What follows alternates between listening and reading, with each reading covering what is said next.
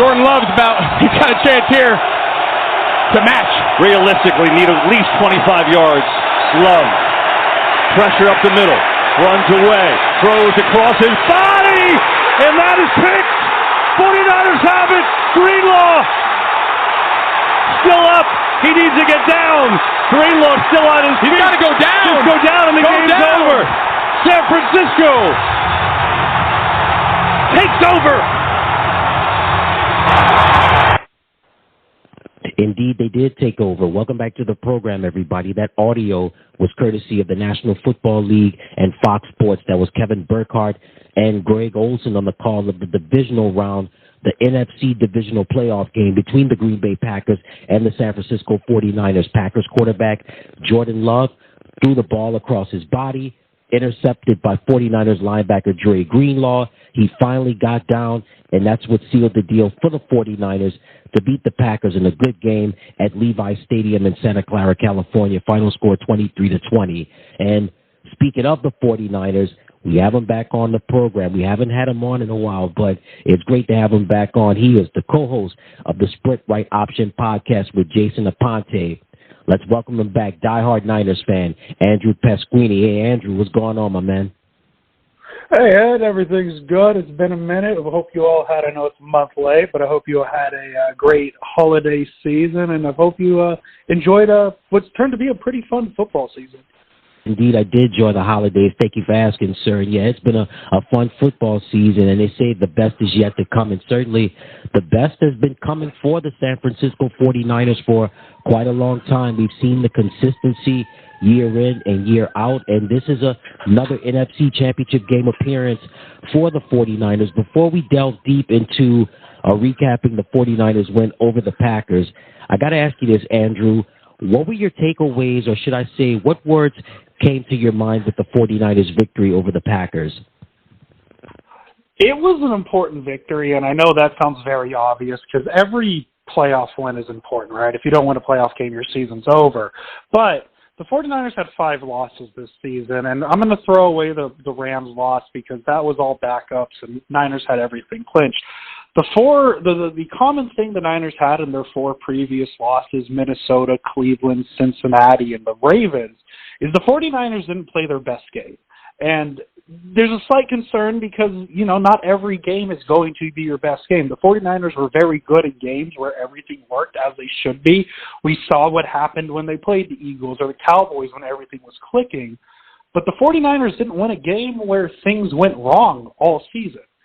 And I'll be honest, after Aaron Jones' 53-yard run in the fourth quarter before Anders Carlson's missed field goal, I thought the game was over because I'd seen the script play out. The Niners didn't play their best game, and they're just going to fall short, and the season's going to end here. Obviously, that didn't happen, but it was just such an important win for the Niners because they finally won a game ugly.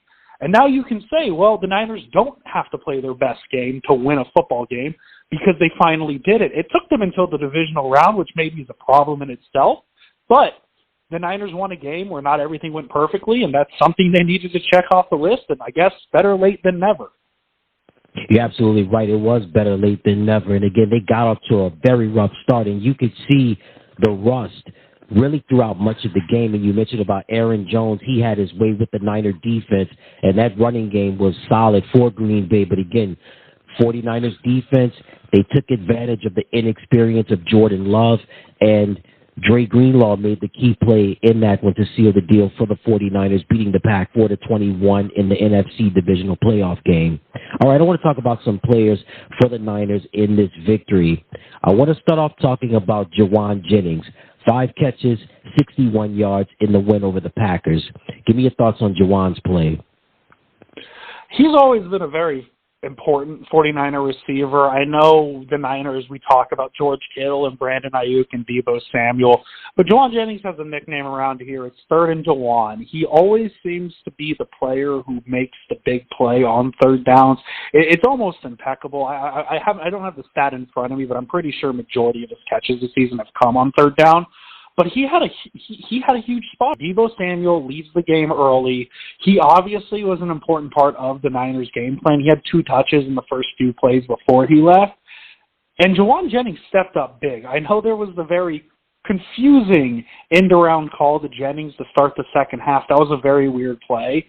But in an offense where we talk about Kittle, Ayuk, and Samuel, it was Jennings who made the big catch. I mean, on Purdy's final drive, he had a tough third down throw, shocker, to Jauan Jennings. And that's just who he is. He's not going to be a guy that we talk about as one of the best receivers in the NFL, and I'm going to be 1,000% honest, when he does hit free agency, he's going to get paid, likely not by the Niners, because the Niners have other players to pay for, but Jauan Jennings has really established himself as a quiet, legitimate third threat in this offense, at least in the receiving game, or receivers, because Kittle counts as a receiver himself. But if we're just looking at wide receiver, Jennings has quietly been a very good third for the 49ers. I'm very happy for him that he got this opportunity to kind of step up into Deebo Samuel's role and have as big of a game as he had, because I think this game's completely different if the Niners didn't have Jauan Jennings.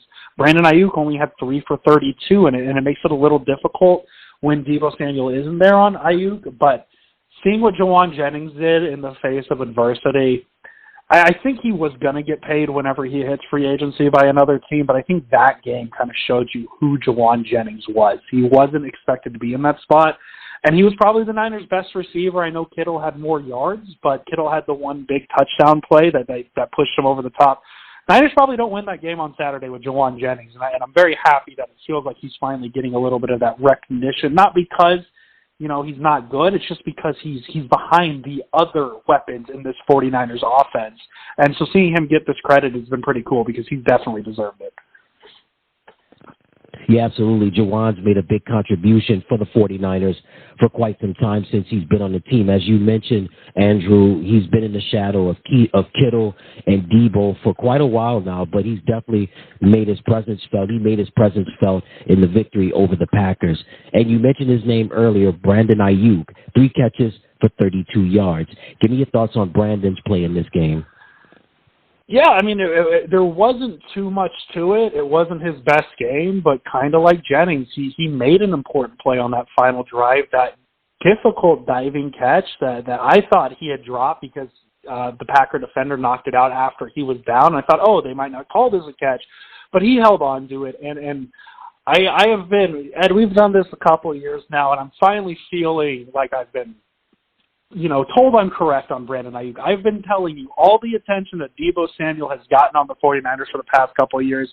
Brandon Ayuk needs to start getting that. And I know you asked about the game, but the season for Brandon Ayuk, a career high in yards, career high in touchdowns, really is taking that next jump with Brock Purdy at quarterback. It's been fun to see. He's really stepped into this role as the 49ers' number one receiver despite all the talent around him. Was it his best game against the Packers? Absolutely not. But I think the Packers did a great job against the Niners. Pass offense really gave Brock Purdy some struggles. I'm sure we'll talk about that in a minute. But Ayuk, just really the most consistent 49ers receiver this season. He's been there for the big plays. He's a playmaker. He's really developed into that true number one receiver that the 49ers haven't had for a while now. I know Kittle's a tight end. Deebo Samuel has that ability, but the way Samuel's used is not a typical receiver one skill set, let's be honest. But Brandon Ayuk has that receiver one skill set, and this is the year it's finally shown up. His divisional round might not have been great, and I know we'll talk about the championship game, but that Detroit secondary looks primed for a big Brandon Ayuk game. Yeah, the possibilities are there. I mean, really, that's kind of been really the Achilles heel of the Lions defense all season long, their secondary, and we'll get into that in just a little bit. But Brandon, again, he made his presence felt in this game, 3 catches for 32 yards. I want to get into now I'm going to get back to offense in just a little bit, but on the defensive side, Fred Warner, he has been a monster this year. He's been a great player since he's been with the 49ers. He had 6 tackles in this game. Give me your thoughts on Fred's play in this game. Oh, yeah, Fred Warner, he was an all-pro linebacker again this year. Well-deserved. He is, as a kid, I got the honor to grow up and watch Patrick Willis, another great 49ers linebacker. And one of the traits that I caught on with Patrick Willis was typically wherever the ball was stopped for a ball runner, wherever that tackle happened, 52 was in on the play. Whether or not he made the tackle is one thing, but he was always near the ball. Fred Warner absolutely has that same trait. If you watch any tackle that the 49ers defense makes, 54 is somewhere involved. He was huge in the run game. He had a couple stops. He was given one tackle for loss. I know he had a couple more run stops. But what he's developed into for the 49ers, in his rookie season, he was more of a tackler. Then he kind of learned the pass defense of it. Then he got better at stopping the run. He's really turned into the best linebacker in the NFL, and you saw that against Green Bay. I know Greenlaw's 2 interceptions are going to get a lot of the talk, but Fred Warner has been the best off-ball linebacker in football for several years now, and it was just another example of that. He was just all over the field.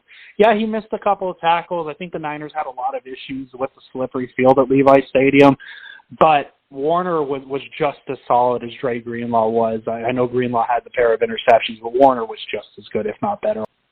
Yeah, Warner was just all over the place, and he did a great job in the divisional playoff game. And speaking of which, you mentioned him, Dre Greenlaw recorded 6 tackles and, of course, 2 interceptions in the game, including the big one that sealed the deal for the Niners.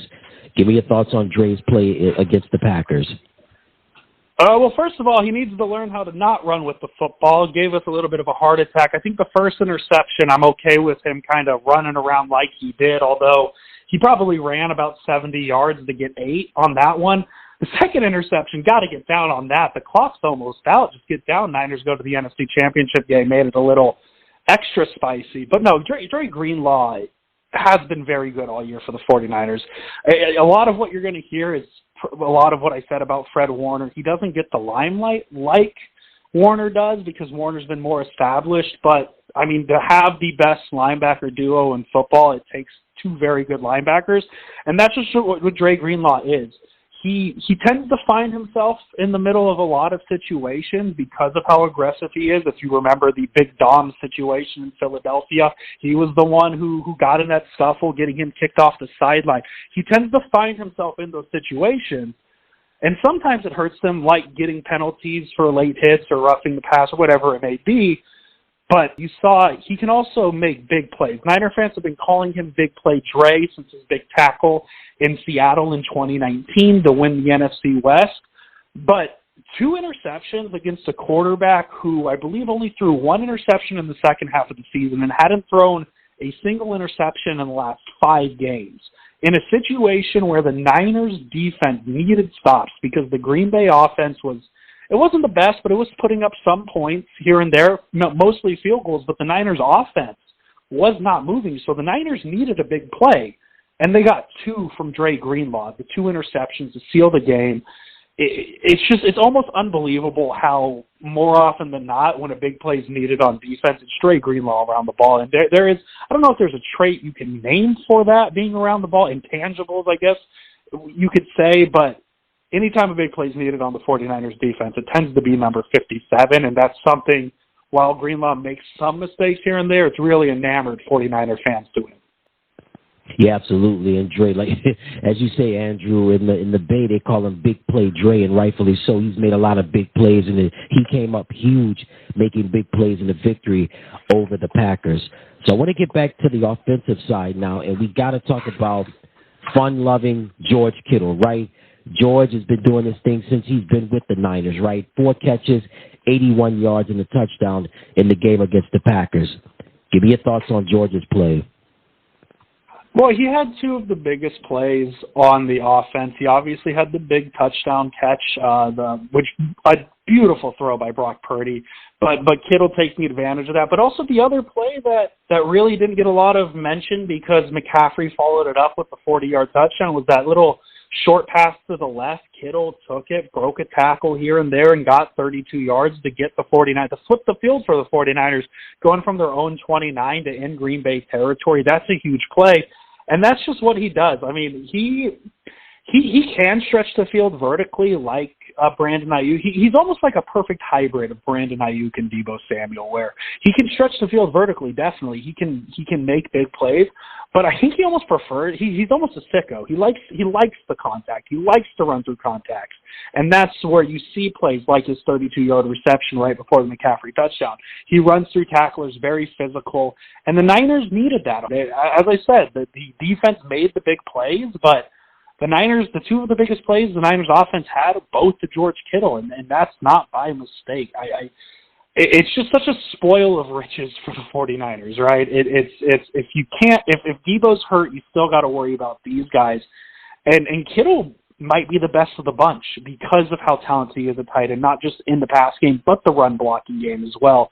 The fourth quarter drop was brutal. That was the only incomplete pass that Brock Purdy threw on that final drive. But Kittle tends to sneak up on you. He's almost the forgotten weapon in this group, but he also probably has the best big game potential out of the group as well. And you saw that no Ayuk, no Samuel, and it's Kittle leading the team in receiving yards and leading the team in touchdowns. He didn't have the most targets, but he was the most used receiver not named Christian McCaffrey. So that's just how important he is to this offense. It's really nice to have the best tight end in football on your offense. Yeah, man, Kittle is like an all-world player. Like you said it, Andrew, could get it done catching, could get it done run blocking. I mean, he does it all, and he definitely made his presence felt in the victory over the Packers. And speaking of making his presence felt, the 49ers, 2 years ago, they struck gold with a big trade with Carolina and landing Christian McCaffrey, and it has been immediate results. Run CMC did his thing in this game, 17 carries, 98 yards, 2 rushing touchdowns, and he had 7 catches for 30 yards. Give me your thoughts on Christian's play. I thought the game should have been much bigger for Christian McCaffrey, honestly. I hated how Kyle Shanahan used McCaffrey in that game. Green Bay's run defense was the fifth worst run defense in the league this season. And for some reason, Shanahan seemed content with throwing the ball against him. I don't know if there should be any world where Brock Purdy throws the ball. I believe it was 22 more times than Christian McCaffrey ran the ball. And Green Bay put up a great fight. I mean, if you take away McCaffrey's one big run, and you could do this with Aaron Jones, absolutely, but if you take away McCaffrey's 39-yard run, he has a pretty average 16-carry, 58-yard game.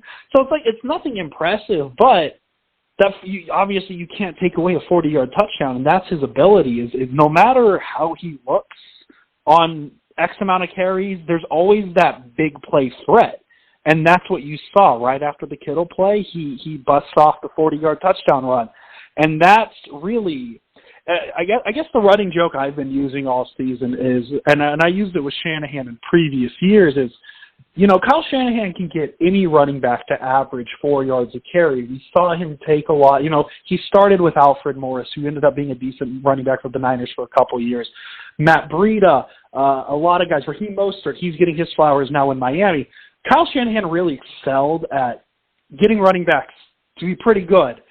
And it was almost like a cheat code to get Christian McCaffrey, because now they don't use a running back by committee. They just use the best running back in the NFL. And really, a lot of people talk about Brock Purdy being the turning point in the 49ers offense, but really the turning point was Christian McCaffrey. Once Christian McCaffrey was acquired, even Jimmy Garoppolo's numbers had a boost after he joined the team. But you just see the impact. Even in a game that feels pretty quiet, I guess the best way to say it is, I'm talking about how quiet of a game Christian McCaffrey had, and he had 2 touchdowns. That's not a quiet game at all, but the standard McCaffrey has set previously, it makes a 17-carry, 98-yard game with 2 touchdowns a quiet game, because he's just that explosive. He's really added to the 49ers offense, obviously, and only having to give up a second-round pick, not too bad for the 49ers to get a piece that's, if the Niners win a Super Bowl in a couple of weeks here, would be the most important reason they won the Super Bowl. Yeah, McCaffrey is such a difference maker in such a short amount of time he's been in San Francisco. He has just flipped the offense around in a good way, and certainly he's been impacting big games, and certainly he was felt in more ways than one in the victory over the Packers. The million-dollar question, Andrew, Deebo Samuel suffered a shoulder injury in the game against Green Bay, did not return. He finished the game with 2 catches for 24 yards. But I've been seeing throughout the course of the week that Deebo is returning to practice. He says that he plans to play. 2-part question. Give me your thoughts on what went through your mind when you saw the injury happen. And the second question is, what's the status for Deebo in the NFC Championship game? Well, I'll start with the second question. He was a full participant in practice. He is good to go for the NFC Championship game. I really think the only concern that came out of that was the Niners didn't say much.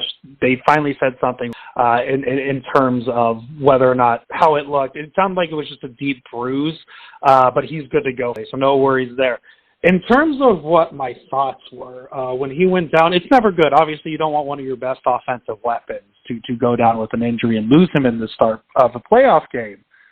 My first question, though, is, because I think it was pretty obvious the 49ers offense had struggles against Green Bay. My first question is, isn't the benefit of having an offense that includes Deebo Samuel, Christian McCaffrey, Brandon Ayuk, and George Kittle, that if one of them gets hurt, you still have an offense that includes Ayuk, McCaffrey, and Kittle? But that wasn't the case. The Niners' offense seems to struggle without Deebo Samuel. You go back to the 3-game losing streak against Cleveland, Minnesota, and Cincinnati, the Niners didn't have Deebo Samuel. They didn't have Trent Williams for those games. So obviously, while I do think that Samuel, and I gotta word this very carefully because I don't want Niner fans to yell at me. While Samuel is very good, to me he's the fourth best weapon on this team. But obviously the offense doesn't see it that way because the 4 worst games from the offense this season were the 4 games that Deebo Samuel could not play. He's a huge piece. I don't know if you want to use the trend setter or the tone setter. There we go. That's the better word. He's the tone setter for the 49ers offense. He can do everything. So, in a way, it doesn't make sense that the 49ers offense struggles without him despite all the weapons that they have. But it makes sense they struggle without him because of what he does. If McCaffrey needs a playoff, you have the ability to use Samuel in that running game. He's such a physical player, and teams have to account for him that when his physicality is off the field, I think it's a lot easier for defenses. And I think you saw that a little bit. So having him against a very poor Detroit pass defense, very, very exciting. So we'll see what he can do come NFC Championship game. All right, and Deebo will be ready to go for the NFC Championship game, and they're going to need him. And, again, we talk about McCaffrey and Kittle and Deebo. I mean, that's the 3-headed monster right there for the 49ers. And we also got to talk about Mr. Irrelevant, Brock Purdy. He completed 23 out of 39 passes for 252 yards and a touchdown pass. Rough going for Brock in the first half, but he was able to get himself together and get going in the second half, and he did enough to help the 49ers to victory. Was efficient? Not good, not great, but efficient. Give me your thoughts on Brock's play in this game. Oh, yeah, I thought he was not good in the first half. I thought the rain was really affecting him. The rain affected both teams, right? It didn't stop raining when the Packers had the ball, right? It was raining the whole time. But it really seemed it only bothered one quarterback. Brock Purdy came out with the glove. He throws a near pick 6, probably his worst throw of the game. He takes the glove off, leads a touchdown scoring drive for the 49ers, but there wasn't much there. Something felt off, and maybe it was the rain that was in his head. He doesn't have much experience in the rain, but really, he showed a trait to me that I think not too many quarterbacks have, and that is having a bad game, but then making the final drive count, and that's what Brock Purdy did. I thought Jordan Love outplayed Brock Purdy for the first 3 quarters of the game. I don't think too many people can take away or can't take away that. But the reason these 2 games are totally different is one performed in the fourth quarter when everything mattered and one threw 2 interceptions. And that's the difference between the 2 games and why I think Purdy, despite Love being better for 3 of the 4 quarters, Purdy had the better game because when he was needed, despite what the first 3 quarters looked like, he came through and led a drive that the Niners needed. And so that's why I was so impressed by Brock Purdy because we got to keep in mind that this is only, his 25th professional football game?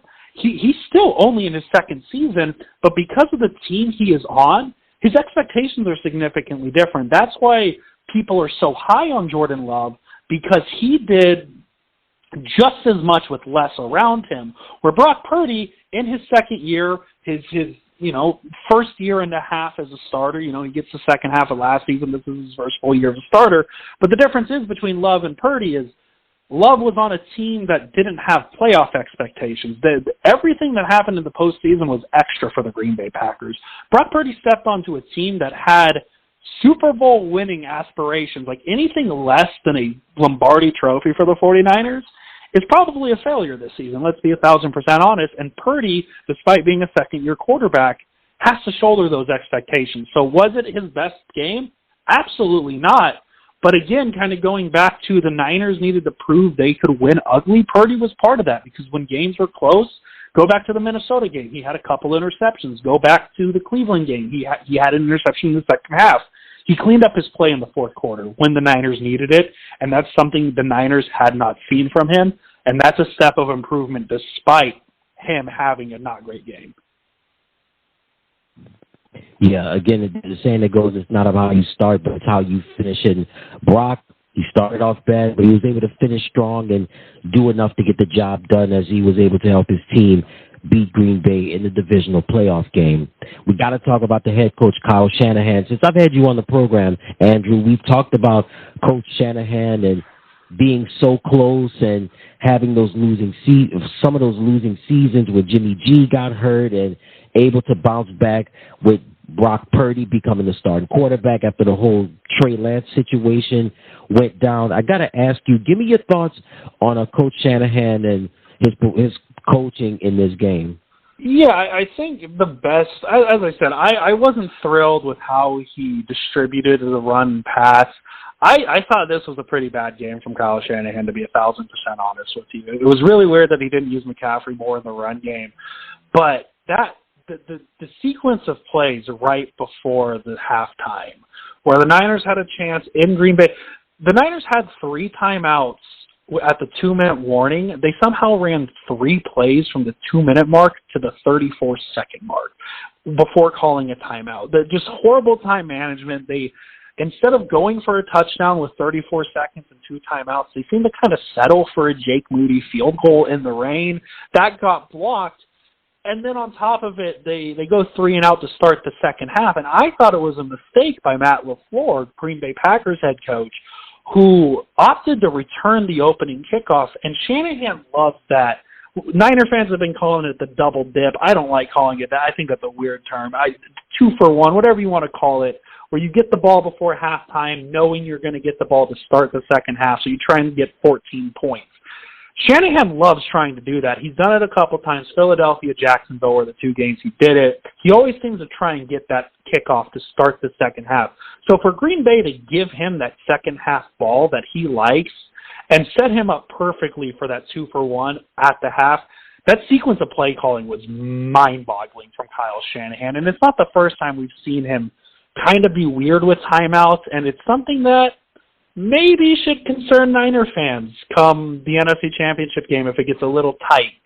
Obviously maybe Super Bowl. I didn't like Kyle Shanahan's game, but I think that's what helps having all this talent around the 49ers is, hey, the head coach can also have an off game. There's enough talent around him to make it work. Shanahan's still obviously one of the top 5 coaches in the league, but really a mind-boggling game from Kyle Shanahan against the Packers. I want to stay just with Coach Shanahan for a moment. So he's been with the 49ers for about 7 years now. So his 3rd year with the team, they went to the Super Bowl, lost to the Chiefs. Then they had a losing season the following year, the pandemic year. Then 2021, losing the losing the NFC Championship game to the Rams. Then last year, you're losing the NFC Championship game to the Eagles. So you talked about this is either Super Bowl or bust this year when we were discussing Brock Purdy. I know that Shanahan recently signed the contract extension through 2027, but what's the confidence that Niners fans have with Coach Shanahan going forward if things don't work out in the NFC Championship game? I don't think the confidence should be too effective in Kyle Shanahan, but if this season falls short of a Lombardi trophy, I think there will be questions that arise. And really, I think that's how it is with every head coach that doesn't win a Super Bowl. There's questions that arise. But especially if they lose, right? And I don't think they're going to lose. I think the Lions, they're a great team, but the Niners are better. But if they lose, I think there's an opportunity to kind of sneak in the conversation of, well, maybe this is just as far as the Niners can get under Shanahan. Good, but just not quite good enough. I'm not saying that I'm putting Shanahan on the hot seat. I mean, if I'm Jed York, I'm signing Kyle Shanahan to as long of a contract as I can. That's how good of a head coach he is. But I definitely think that, like, I guess I don't like to compare football to different sports because every sport is so different, but almost like a Doc Rivers type, right? Like Doc Rivers obviously has that ring with the Celtics, but since then he's had a lot of great teams, but they just couldn't quite get over the hump. And that's where Shanahan sits right now. Until he can win that Super Bowl, the stink of the 2019 Super Bowl is going to exist. As unfair as it is, the stink of the Falcons Super Bowl loss is going to sit on him because there's this misconception that the 28-3 loss was his fault, despite him not being the defensive coordinator to give up the 28-3 lead. That's beyond the point, but for some reason Shanahan has the stink of that loss on him.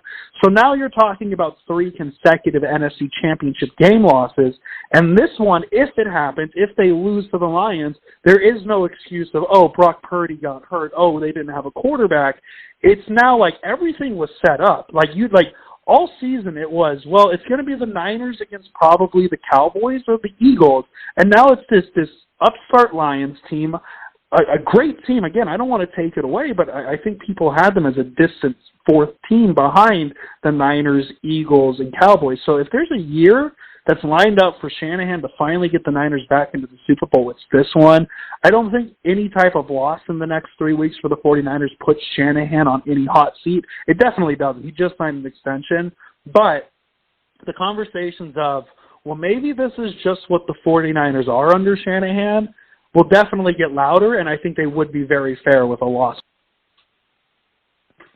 Yeah, there could be some concern right there and a lot of questions that 49ers fans, even a lot of broadcasters and podcasters should start asking about Kyle Shanahan going forward. I mean, the team's been there for a while. The talent's been together. The chemistry is there. It's just they have to put it all together, and hopefully they can get it together for the NFC Championship game. And let's talk about that now. The 49ers' next opponent, the Detroit Lions. What a great season it's been for the Lions. I mean, from the head coach, Dan Campbell, to Jared Goff, Amon-Ra St. Brown, Josh Reynolds, Jahmyr Gibbs, David Montgomery, Sam Laporta, Aiden Hutchinson. They've got some good, talented guys on that team. I want to start off with the 49ers defense. So I mentioned the guys on the Lions offense, Goff, Laporta, also Montgomery, Gibbs, and you've also got St. Brown. What do you think are going to be the keys to victory for the 49ers defense to disrupt the Lions offense? The pass rush has to exist. The Niners pass rush, I don't know what happened to it. It's just not been as good in both recent years and as good as the name on the line tell you, right? You have a defensive line that features Nick Bosa, Javon Hargrave, Eric Armstead, and Chase Young. They sacked Jordan Love 0 times. That's inexcusable. And now you're facing a better offensive line. And I know the Lions are missing their starting guard, but the Niners pass rush, Niner fans have seen it happen so many times where the pass rush gets to Jared Goff specifically because the Niners have a history with him as a Rams quarterback. But Niners have shown that if you can get pressure on Jared Goff, he will force turnovers. But the question is the Niners pass rush even going to get there? They've been creating pressures, no problem, but the sacks just haven't come. I mean, Nick Bosa, he had 8 sacks in his first 6 career playoff games. He's had 0 in his last 4. So it's just there's a lot of concerns on this 49ers defensive line for as talented as it should be. It just hasn't been happening. The other side of the Lions offense, Jahmyr Gibbs and David Montgomery have been very good. They're the only pair of teammates that had 900 rushing yards each this season. Jahmyr Gibbs, I think, finished with 940. David Montgomery had more than 1,000. The Niners' run defense hasn't been very good the past couple of weeks. They've allowed 100 yards rushing in 4 of the last 5 games. Detroit is going to try and run the ball as much as they can with their weapons to try and set up the weapons in the pass game, Amon-Ra St. Brown, Jameson Williams, and even Josh Reynolds. The Niners pass rush is going to have this sounds very obvious. You've watched football. I know you watch football because we talk plenty of football.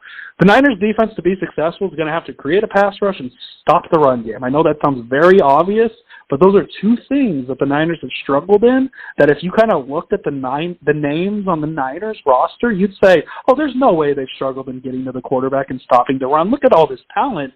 But that's where we are. And so if the Niners can get pressure on Jared Goff and force him to commit turnovers and somehow stop this two-headed running game, the Lions won't do much, but obviously that's way easier said than done because the Lions have been doing it all season.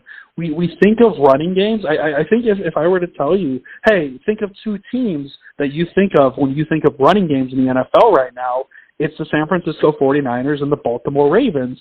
But the Detroit Lions are the third best run game in the league this season. So it's such a good run game that I don't think it's talked about enough. And the Niners are going to have their hands full. I mean, Aaron Jones torched them for 108. So the Niners defense is definitely going to have their hands full with this Detroit offense. All right, let's switch over to the other side of the ball now. So we know about San Francisco's offense, right? We've got Brock, Debo, Christian, George, and, you know, that 49er offense is outstanding. They've got to go up against that Lion defense. On the defensive line, there's Aiden Hutchinson. They've also got a linebacker in Alex Anzalone.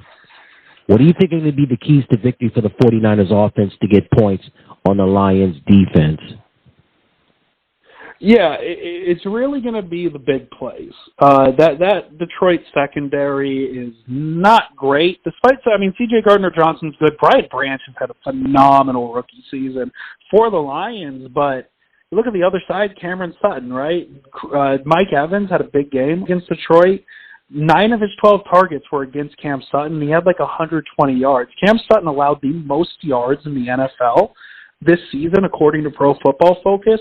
The difference between him and the number 2 cornerback in terms of most yards allowed was the same distance between the number 2 cornerback with the most allowed passing yards and the number 25 most passing yards. So that's a huge difference between the two.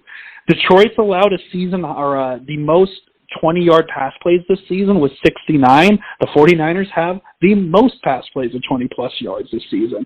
So it's just, that's where the Niners are going to have to attack. Christian McCaffrey, for as good as he is, the Detroit run defense has been very good this season. They had 12 games this season holding opponents to less than 100 rushing yards. That was the most in the league this season. So McCaffrey might have a rough game, but this is where Brock Purdy changes things, because Niners offenses in previous years haven't been able to stretch the defense vertically, right? Jimmy Garoppolo, with a lot of very short passes, let his receivers do the work. Brock Purdy can stretch the ball vertically. The Lions gave up the most air yards this season, 3,100. It wasn't even close. Pro Football Reference has only been tracking air yards since 2017. The Lions defense this year allowed the second most air yards on passes, on completed passes in that span, only behind, interesting enough, Ed, behind the 2021 Cincinnati Bengals, who went to a Super Bowl. So I don't know what that means, but the Lions defense is very vulnerable against the pass. Brock Purdy being able to stretch the ball vertically and outside of the numbers, Detroit's excellent inside the numbers in the middle of the field, where the Niners typically are very good, but now they have Brock Purdy who can stretch the ball vertically for the 49ers, and that's why I said earlier, expect a big game for Brandon Ayuk. He is the guy who's going to be able to stretch them vertically. Kittle also will be able to as well. But if you really want that big hitter outside the numbers, it's going to be Brandon Ayuk. So if the Niners are going to win offensively, they're going to have to attack this poor secondary to the Detroit Lions with all their weapons. All right, fair enough. And definitely we're going to have a great one with the NFC Championship game at Levi Stadium in Santa Clara, California, with the Detroit Lions and the San Francisco 49ers.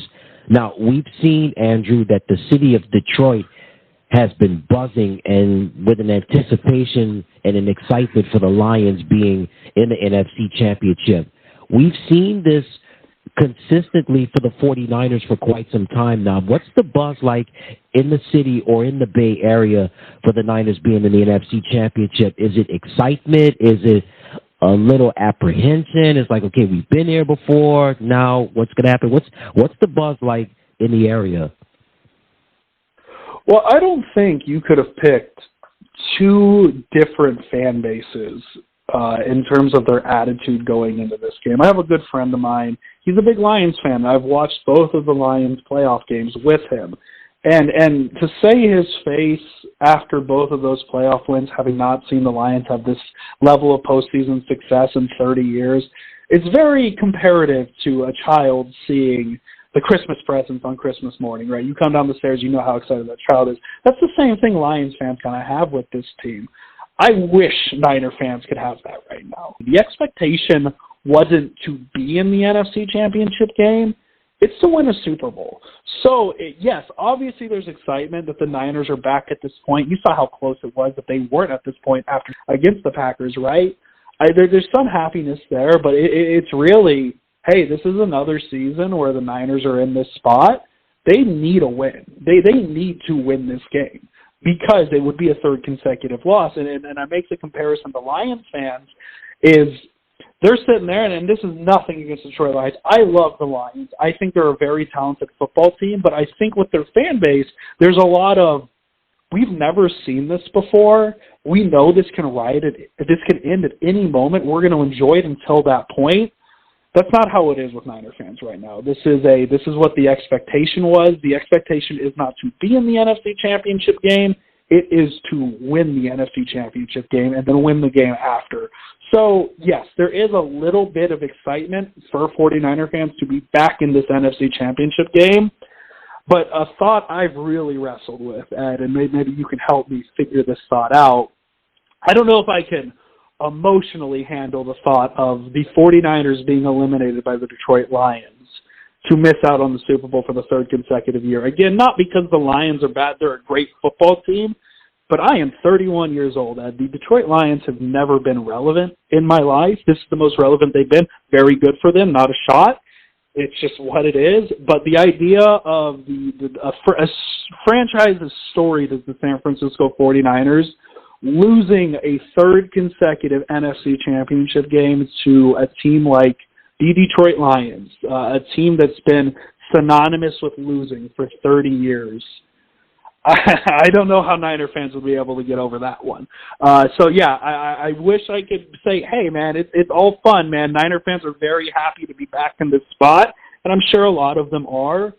But there's a lot of pressure on this NFC Championship game that I don't think the Lions have, but the Niners absolutely do. Yeah, the Niners have been, as you stated, Andrew, the Niners have been going through the motions for quite some time now, and now they have to, as they say, seal the deal, and hopefully they can seal the deal against the Detroit Lions in the NFC Championship game. And you heard it from him. He's Andrew Pasquini. He's the co-host of the Sprint Right Option podcast, giving you all that you need to know about your San Francisco 49ers. Any Niner news that Andrew and Jason can give to you, hey, they've got it. And again, Andrew, thank you so much for taking time out of your busy schedule to be on the program. Just tell everybody what's going on over at Sprint Right Option. Yeah, man, we're having a good time. We had fun. You know, it's something that Niner fans kind of take for granted at this point with this team being so good in an NFC Championship game. But Jason and I are very honored and blessed to be able to talk about a third consecutive NFC Championship game with the 49ers in. We've really, with the last two seasons, right, you never know when a season is going to end, and Niner fans, unfortunately. So we're still having as much fun as we can, even though it is the stressful time of the year, because we're both diehard 49er fans. We want this team to be successful, but we still like to keep things light. So it would really mean the world if everybody could go check out the Sprint Right Option podcast. This is our, next year's going to be our fourth season, or fifth season, actually. The fifth season now. So it's really been a fun ride, and this season has been just as fun because it's really been nice to not have to discuss the quarterback position every week and have a quarterback you can trust and actually get to talk and have fun with the team around the quarterback. And that fun hasn't stopped with the Sprint Right Option podcast just because it's another stressful postseason for the 49ers. Yeah, it's stressful for a lot of sports fans, and certainly the 49ers are no exception to the rule. Or the 49ers fans, I should say, have been no exception to the rule. So, Andrew, tell everybody where they can find you on social media, any websites where they can find Sprint Right Option, as well as they can find Jason on social media. Let the listeners know that. Yeah, so you can find me on Twitter at Pasquini, Andrew, Pasquini, Andrew, the normal spelling. You can find me there, or you can find me NinersNation.com, part of the SB Nation family. I write 2 or 3 articles a week. For Jason Aponte, you can go follow him on Twitter at JasonAponte2103, or go find his YouTube channel. He has a lot of other shows that aren't the Sprint Right Option podcast that I highly recommend. He has Bully Ball with Steph Sanchez. They talk 49ers on Tuesday. He has State of the Franchise with Brad Graham on Wednesdays. Plenty of 49ers content on Jason Aponte's YouTube channel, even without me. All right. Well, you know, he's including you now, Andrew, so don't forget that with the Sprint Right Option podcast. You heard it from him. He's Andrew Pasquini, the co-host of the Sprint Right Option podcast with Jason Aponte, giving you anything and everything you need to know about your San Francisco 49ers. Andrew, as always, it's a lot of fun. Thanks again, my man. I appreciate it, Ed. Thank you very much. Jordan Love's he's got a chance here to match. Realistically, need at least 25 yards. Love. Pressure up the middle. Runs away. Throws across his body. And that is picked. 49ers have it. Greenlaw. Still up. He needs to get down. Greenlaw still on his feet. He's got to go down. Just go down and the game's over. San Francisco takes over.